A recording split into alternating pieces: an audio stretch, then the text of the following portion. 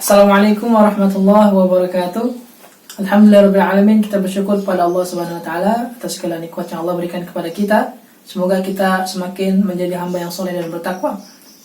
Salam serta salam selalu kita curahkan kepada orang yang sangat kita cintai, orang yang sangat kita rindukan. Beliau adalah Rasulullah Muhammad sallallahu alaihi wasallam. Allahumma shalli ala Muhammad wa ala alihi wa sahbihi wasallim. Allah Subhanahu wa taala berfirman dalam Quran, "Qalu subhanaka la ilma lana illa ma 'allamtana innaka antal alimul hakim." Allah juga berfirman, "Warattilil Qur'ana tartila." Rasulullah bersabda, "Khairukum man ta'allama al-Qur'ana wa 'allamahu." Baik teman-teman, pada sesi kali ini kita akan belajar bagian dari hukum nun sakinah atau nun sukun dan tanwin part ketiga, yaitu hukum bacaan iqlab. Iqlab memiliki artinya adalah mengganti. Ya. Maksudnya apa? Apa yang diganti? Mengganti huruf nun sukun atau tanwin dengan huruf mim.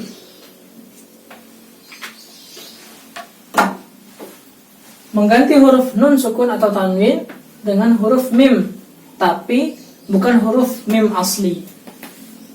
Bagaimana contohnya? Ya, kita ketahui dulu bahwasanya huruf dari iqlab adalah huruf ba. Artinya apa?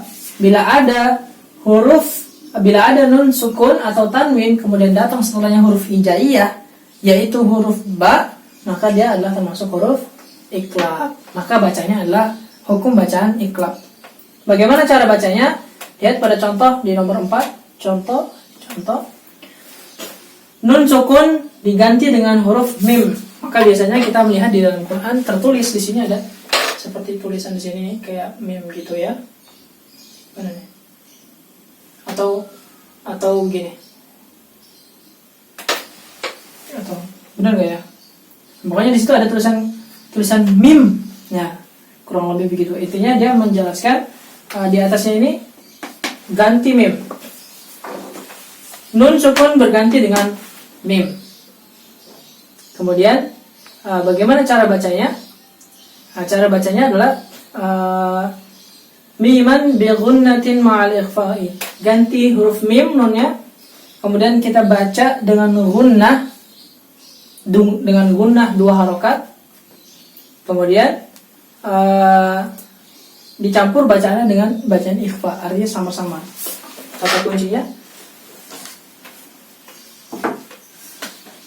kunci. Oke.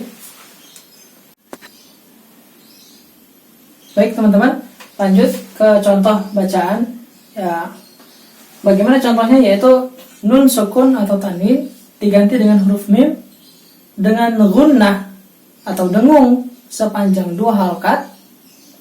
Kemudian ma'al ikhfa'i dengan bacaan yang samar. Artinya apa? Dia tidak mim asli, ya. Dia digunakan dengan huruf mim sukun, bukan mim asli. Ya. Jadi dia bibirnya tidak rapat, bukan ma, ya, bukan jadi mim asli. Contohnya nih, masya, ma. Nah, ketika ma bibir rapat. Ketika bibir rapat, maka itulah mim asli. Masya Allah, masya, wala taqulanna li syai'in inni fa'ilu dzalika ghada illa. Ada kemudian di situ ada illa masya Allah. Masya Allah, sya'a ma. Kalau di hukum bacaan iqlab, maka bacanya min ba'di, bukan mim, tapi yang benar dalam riwayat di matan Tuhfatul Atfal sumbernya miman bil gunnati ma'al ikhfa'i, berdasarkan riwayat di matan Tuhfatul Atfal bacanya tidak rapat bibirnya, bukan mim, tapi di dalam riwayat ini bacanya mil, bibir tidak rapat. Kalau diganjal itu bisa kertas masuk. Dia tipis sekali antara bibir rapat atau tidak rapat. Min ba'di ma ja'athumul bayyinah. Min ba'di, bukan min ba'di, karena nun diganti hurufnya dengan mim, kemudian dibacanya dengan dengung 2 harokat dan bacanya samar-samar. Antara mim dan ba, samar dia. Antara huruf mim dan ba bacanya samar.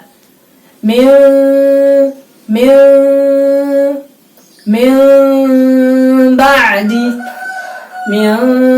ba'di ma ja'athum. Kemudian contoh yang kedua adalah tanwin.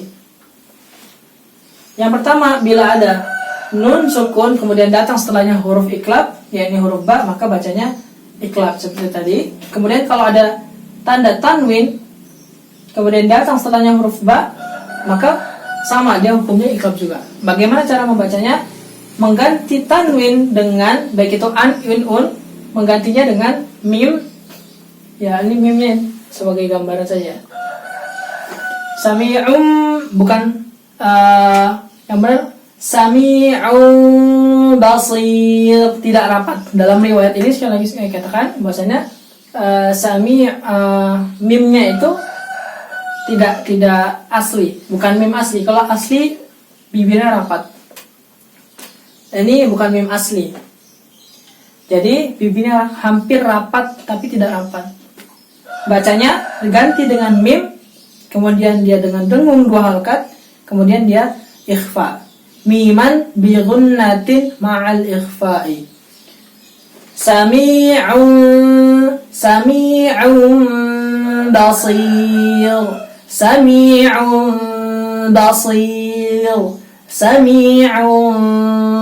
basir. Ini ditahan dan samar. Itu tadi adalah contoh dari hukum bacaan iklab. Lalu bagaimana cara menganalisisnya? Kalau ada yang bertanya, maka apakah mim ba'dihi ini kenapa dikatakan sebagai hukum bacaan iklab? Maka kita harus bisa menjawab, kenapa dikatakan iklab? Karena ada huruf nun sukun yang datang setelahnya huruf ba.